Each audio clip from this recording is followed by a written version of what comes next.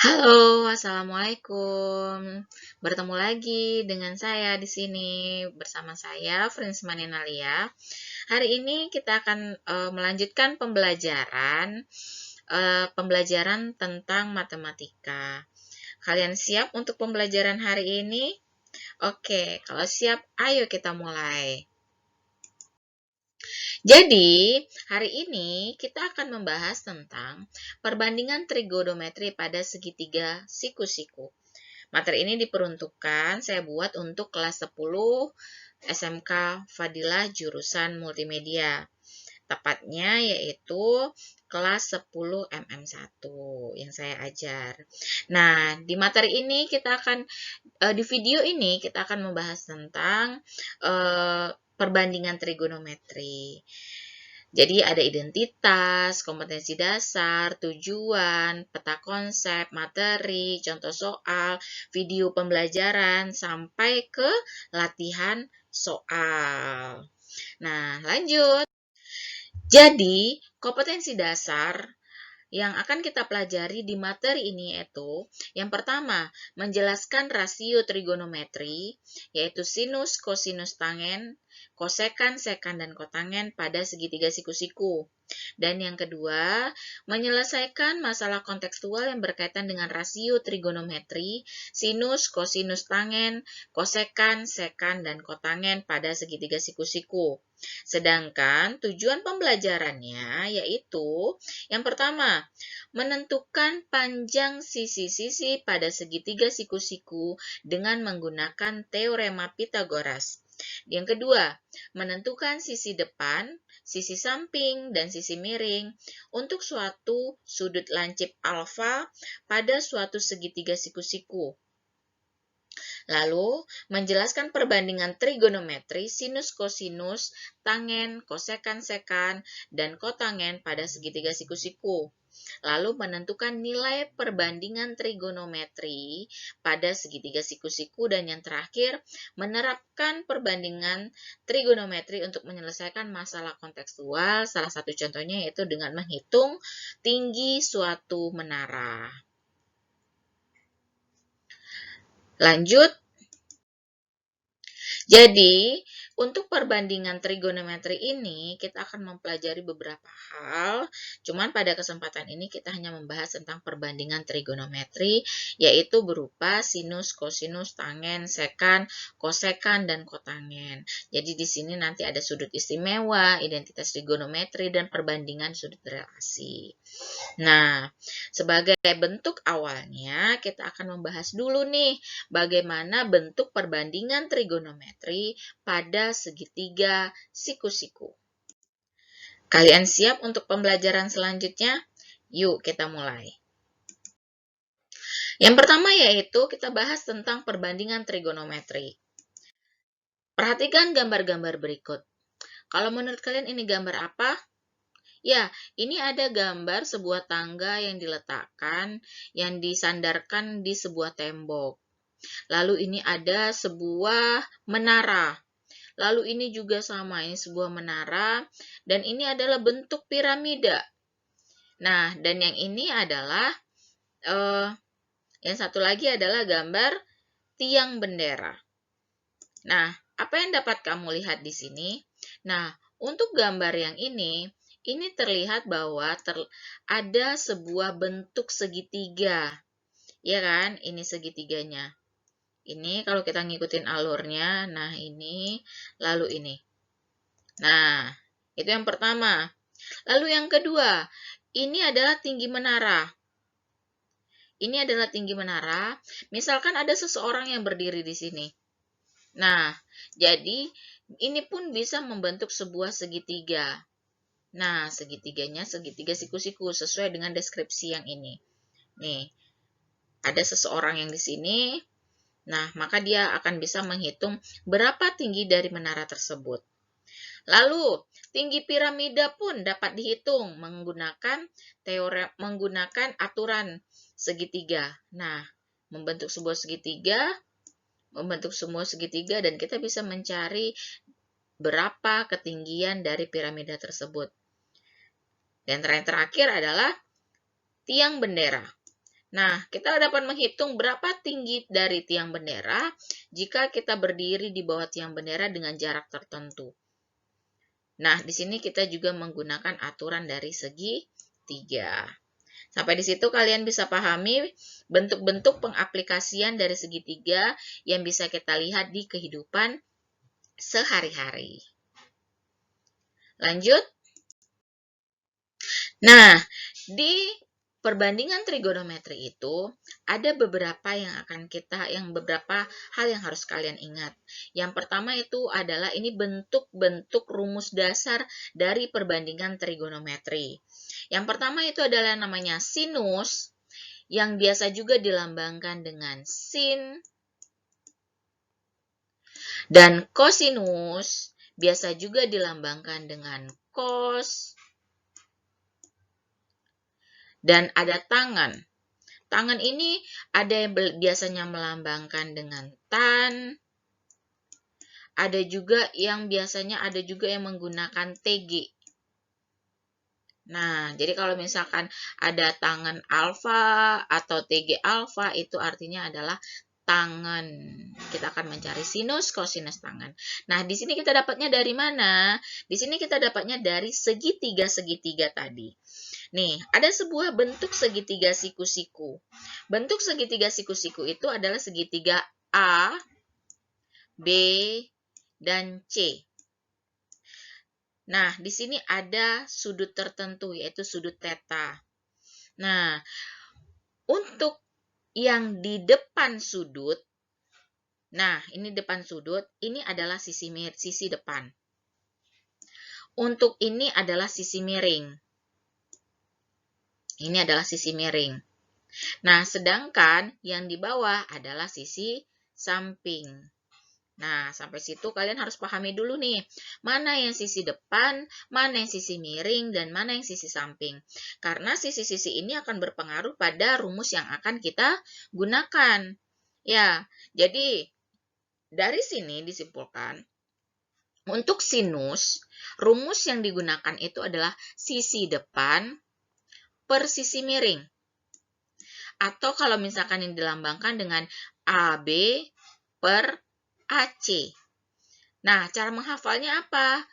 Cara menghafalnya, agar lebih menggampangkan kalian menghafal, ambil kata depannya. Mi. Artinya sisi depan per sisi miring. Nah, itu untuk sinus. Lanjut, untuk kosinus. Untuk kosinus, rumus yang digunakan adalah sisi samping per sisi miring. Nah, sisi samping per sisi miring kalau kita singkat jadinya apa? Sami. Nah, ini untuk menggampangkan kalian menghafal. Lalu yang terakhir adalah tangan. Tangan itu adalah sisi depan per sisi samping. Sisi depan per sisi samping itu disingkat juga dengan desa. Nah, jadi ada 3 rumusan yang bisa kita hafalin. Untuk sinus, itu demi. Untuk kosinus, itu sami. Untuk tangan, itu desa. Nah, sampai situ, Ibu harap kalian bisa langsung menghafalkannya. Ibu harap kalian bisa langsung terekam. Oh iya, sin, kos, tan. Itu rumusnya apa-apa aja. Lanjut. Sekarang, setelah sinus, kosinus, dan tangen, ada yang namanya sekan, kosekan, dan kotangen. Nah, itu apa lagi? Nah, sekan. Sekan itu adalah kebalikan dari kosinus. Kita lambangkan dulu aja. Kalau sekan biasanya dituliskan dengan sekan. Nah, kalau kosekan biasanya dituliskan dengan kosek. Nah, sedangkan kotangen ini ada beragam. Ada yang biasanya kot. Lalu ada yang nama biasanya CTG. Nah, ada yang juga yang biasanya bikin kotan. Nah, itu adalah singkatan-singkatan untuk kotangen. Nah, di sini Ibu menggambarkan sebuah segitiga siku-siku pada bidang kartesius. Tadi sesuai dengan yang tadi, ada A, B, dan C. Segitiga A, B, dan C. Segitiga A, B, dan C ini terletak pada bidang kartesius, di mana sisi AB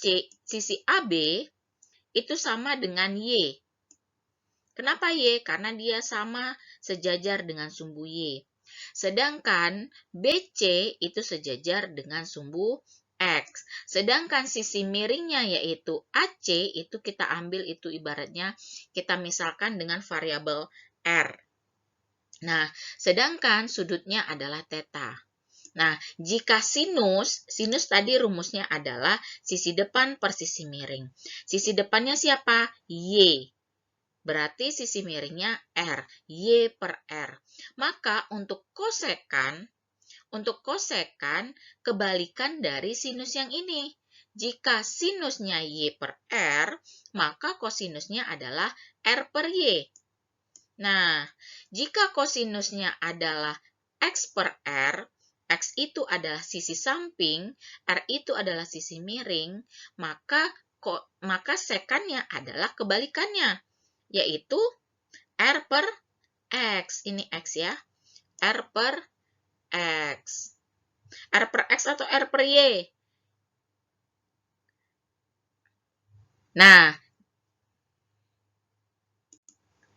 lanjutkan yang terakhir. Tangen. Tangen adalah, tadi rumusnya adalah sisi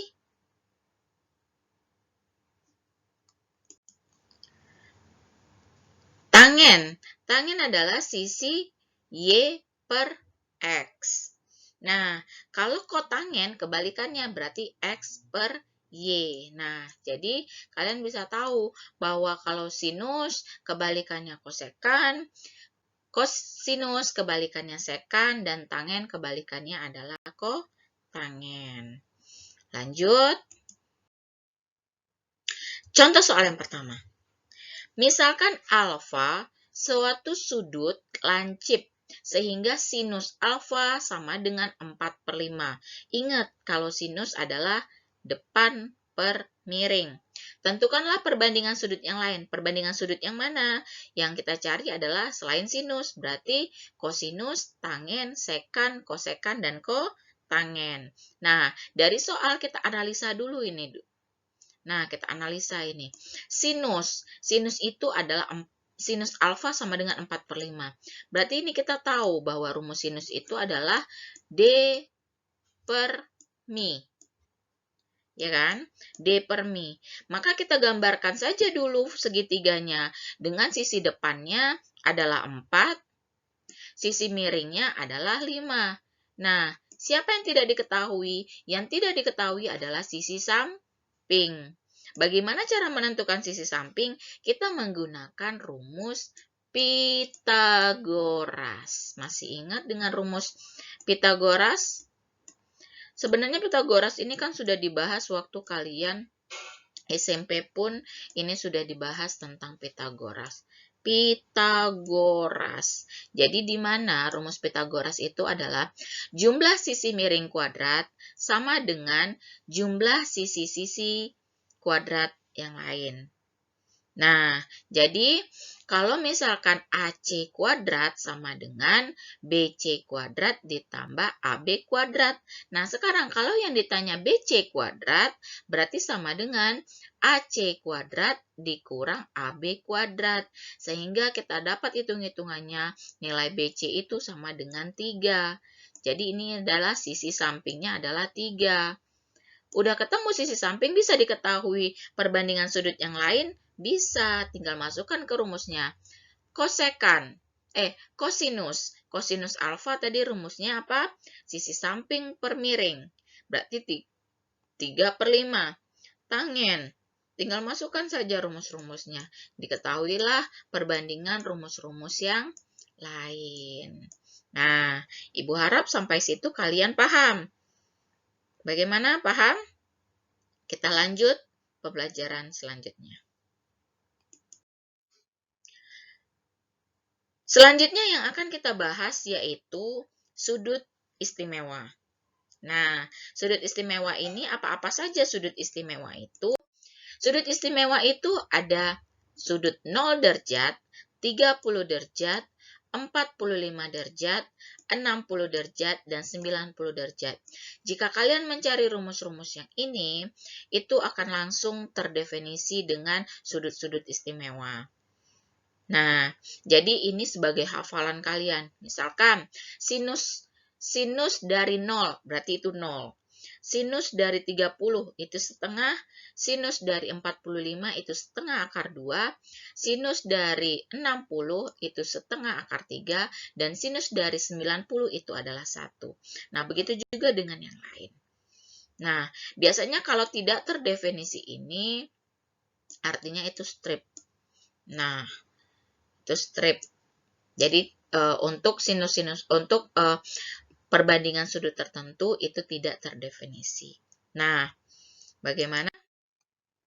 Sekarang, kalian bisa memanfaatkan jari untuk menghafal sinus dan kosinus.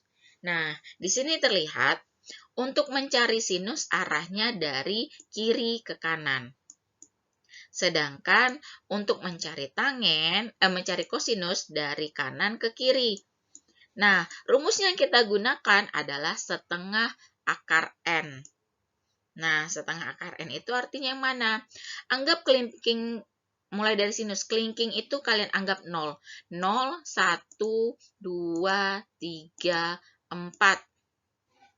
Nah, itu untuk sinus. Misalkan, kita ambil sinus dari 0. Sinus dari 0, berarti ambil setengah akar N. Nah, setengah akar N berarti setengah dari berapa ini? Dari 0. Jadinya berapa? Setengah kali 0 adalah 0. Nah, kalau sinus 30. Sinus 30 berarti ini 1. Berarti setengah dikali akar 1. Akar 1 berapa? 1. Berarti setengah. Nah, begitu selanjutnya. Jadi, gunakan penggunaan jari kalian untuk sinus itu dari kiri ke kanan, sedangkan untuk kosinus dari kanan ke kiri. Nah, kalian bisa mencobakannya dengan menggunakan jari kalian sendiri. Ternyata pelajaran trigonometri itu susah ya. Harus banyak yang dipahami dan banyak yang menghafal rumus. Nah, tidak. Jadi, trigonometri itu telah banyak diberikan tutorial-tutorial yang berkaitan dengan penghafalan rumus. Jadi kalian tidak perlu takut karena dengan teknik begitu kalian bisa menghafal rumus trigonometri dengan cepat. Kalian bisa menonton ini perbandingan trigonometri yang ada di sini. Kalian tinggal klik atau kalian bisa scan barcode yang ada di sini. Di situ berisi tentang tutorial-tutorial menghafal rumus-rumus dari perbandingan trigonometri. Ya.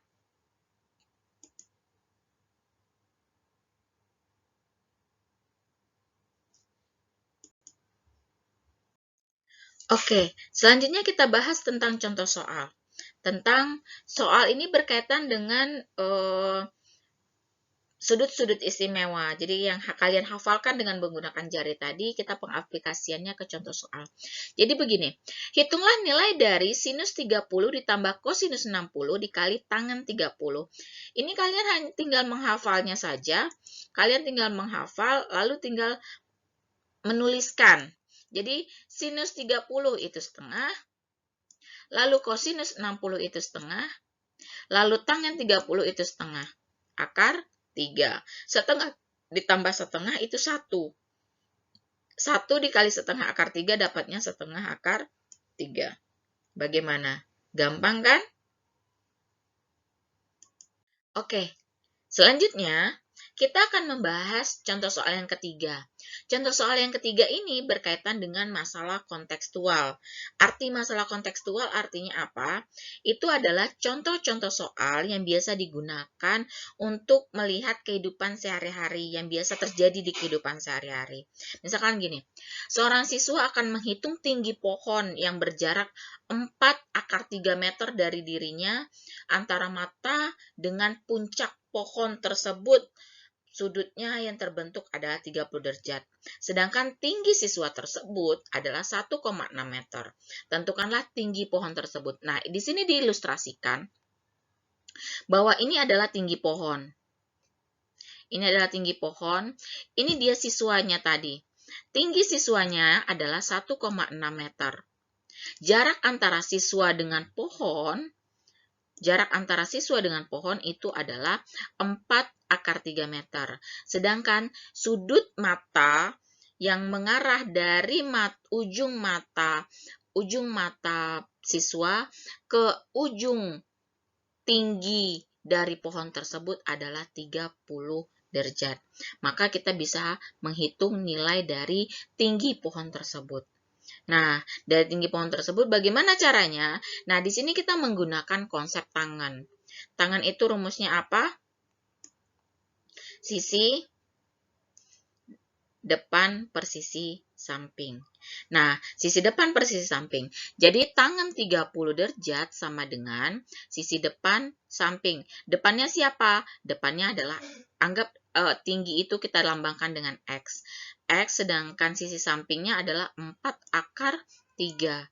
Nah, jadi kita kalikan silang. X sama dengan tangan 30 dikali 4 akar 3. Tangan 30 itu adalah sepertiga akar 3. 4 akar 3 dikali sepertiga akar 3, itu dapatnya adalah 4/3 dikali akar 3 dikali akar 3, akar 3 dikali akar 3, itu adalah akar 9. Ya kan? Akar 9 itu berapa? Akar 9 itu adalah 3. Nah, kenapa di sini 3? Nah, jadi 4/3 dikali 3, maka hasilnya adalah 3-nya di bawah coret, bawah atasnya coret. Sisanya adalah 4. Nah, jadi tingginya adalah 4 meter. Nah, apa benar 4 meter? Belum. Jadi tinggi pohon tadi baru sampai tinggi ujung mata dari siswa tadi. Nah, berarti ketinggian pohon berapa? Berarti tinggi pohon yang udah kita cari nilai X-nya tadi ditambah dengan tinggi siswa. Nah, jadi 4 meter yang udah kita dapat tadi ditambahkan dengan tinggi siswa. Tinggi siswanya 1,6 meter. Jadinya berapa jawabannya? Berarti jawabannya adalah 5,6 meter. Nah, itu adalah salah satu pengaplikasian dari trigonometri untuk menentukan tinggi suatu pohon, tinggi suatu gedung. Nah, itu dapat kita tentukan. Selanjutnya, kita membahas tentang kuadran. Nah, di perbandingan trigonometri ini akan dibahas tentang kuadran. Kuadran di trigonometri ada 4. Yang pertama, kuadran 1, kuadran 2, kuadran 3, kuadran 4. Semuanya diambil dari bidang kartesius. Bidang kartesius. Nah, kenapa pakai bidang kartesius? Karena kita akan melambangkan sudut. Jadi, kuadran 1 itu adalah untuk 0 derajat sampai 90 derajat. Nah, itu kuadran 1. Untuk kuadran 2, 90 derajat sampai 180 derajat. Untuk kuadran 3, 180 derajat sampai 270 derajat. Sedangkan untuk kuadran 4 adalah 270 derajat sampai 360 derajat. Kenapa 360 derajat? Karena satu lingkaran adalah 360 derajat. Nah, kita menggunakan perbandingan ini, perbandingan sudut. Nah, Sampai situ bisa dipahami untuk pembagian kuadran-kuadran. Nah, jadi arah pembagiannya ini tidak sama dengan arah jarum jam, tapi bertolak belakang dengan arah jarum jam. Kalau arah jarum jam dari kiri ke kanan, nah kalau untuk kuadran dari kanan ke kiri. Nah, gitu. Ya, jadi mulai dari ini kuadran 1, ini kuadran 2, ini kuadran 3, dan ini kuadran 4. Bagaimana dengan perbandingan sinus kosinusnya? Nah, perbandingan sinus dan kosinusnya itu bisa dilihat untuk kuadran pertama seluruhnya nilainya positif. Nih, semuanya positif. Artinya apa? Sinus, kosinus, tangen, sekan, kosekan, dan kotangen seluruhnya bernilai negatif. Nah, untuk kuadran 2, itu hanya sinus yang positif. Kosinus bagaimana, Bu? Kosinus negatif. Tangen gimana? Tangen negatif. Jadi yang bernilai positif hanyalah sinus. Nah, untuk kuadran 3, yang bernilai positif hanya tangan, selebihnya negatif.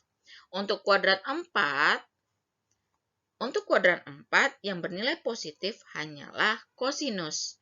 Nah, bagaimana cara menghafal rumusnya? Di sini Ibu udah ngasih clue-cluenya. Ya, ada semua sindikat tangannya kosong. Artinya apa? Semua sindikat tangannya kosong. Untuk kuadran pertama semua, berarti semuanya positif.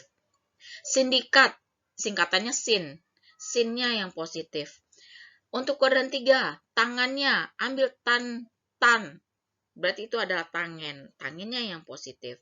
Sedangkan untuk kuadran 4, cos, berarti itu adalah kosinus. Berarti kosinusnya yang positif.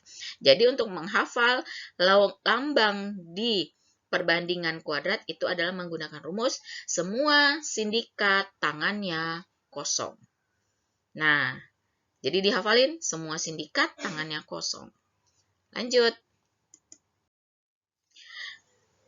Nah, di sini kita akan membahas soal yang berkaitan dengan perbandingan sudut pada kuadran-kuadran.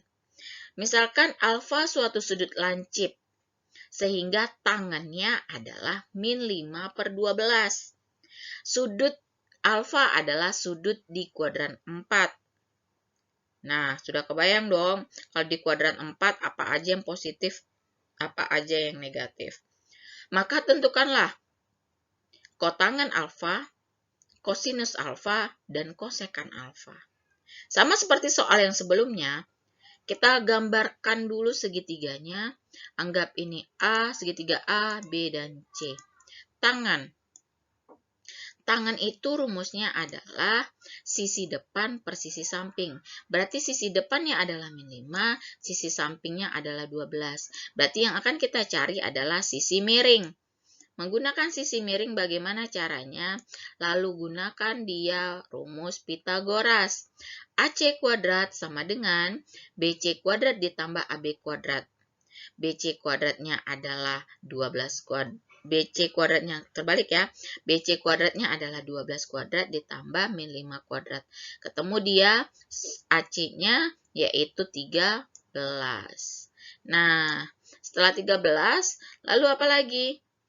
Nah, untuk di kuadran 4, siapa yang positif? Nah, ingat tadi, semua sindikat tangannya kosong. Berarti hanya kosinus yang berharga positif. Selebihnya negatif. Nah, ini dia terbukti. Untuk kosinus, harganya positif. Sedangkan untuk kosekan dan kotangen itu harganya negatif. Oke, sampai di situ bisa dipahami. Kita lanjut. Nah, setelah kalian tadi mempelajari tentang perbandingan sudut pada siku-siku, sudut istimewa, dan sudut pada pembagian sudut pada kuadran-kuadran, nah apakah kalian siap untuk melaksanakan latihan? Kita lihat. Ada 3 soal yang ditampilkan, soal pertama, soal kedua, dan soal yang ketiga. Nah, soal yang pertama. Soal yang pertama, diketahui sekant alfa adalah 17/15. Maka nilai dari sinus alfa dikali kotangen alfa adalah. Nah, berarti langkah pertama yang harus kalian kerjakan apa? Buat dulu segitiganya. Buat dulu segitiganya, sekant itu perbandingan apa dengan apa, lalu apa yang dicari, baru tentukan sinusnya dikali, sinus alfa dikali kotangen alfa. Bu harap kalian langsung bisa mengerjakan ini. Lanjut soal yang kedua. Pada segitiga ABC, siku-sikunya di C. Sudut CAB sama dengan 30 derajat dan panjang BC 6 cm. Maka panjang AC adalah sama langkahnya seperti yang tadi, apa? Tetap gambarkan dulu segitiganya. Anggap ini A, anggap ini B. Lalu ini adalah C, sudut C, CAB adalah 30. Nah, berarti dari 30 ini siapa yang depan, siapa yang miring, siapa yang samping. Baru tentukan dia panjang AC-nya berapa. Nah, di situ kalian bisa langsung mencarinya. Menentukan berapa panjang AC. Lanjut soal yang ketiga. Tentukan nilai dari sinus 30, kosinus 30, kosinus 90 dikali tangen 30. Nah, ini semuanya tadi udah Ibu ingatkan menggunakan jari kalian. Nah, kalian bisa langsung menggunakannya. Langsung kali-kali lalu dikurang. Kalian langsung tahu yang mana jawabannya. Nah, selamat kalian telah menyelesaikan pembelajaran hari ini. Semoga apa yang Ibu sampaikan hari ini bermanfaat buat kalian dan ilmu yang Ibu sampaikan itu berguna untuk kalian nantinya. Nah, sampai di sini. Terima kasih telah menyaksikan video ini dan melaksanakan kegiatan pembelajaran hari ini. Semoga video yang Ibu sampaikan ini bermanfaat buat kalian dan dapat digunakan untuk pembelajaran di lain waktu. Demikian dari Ibu. Assalamualaikum warahmatullahi wabarakatuh.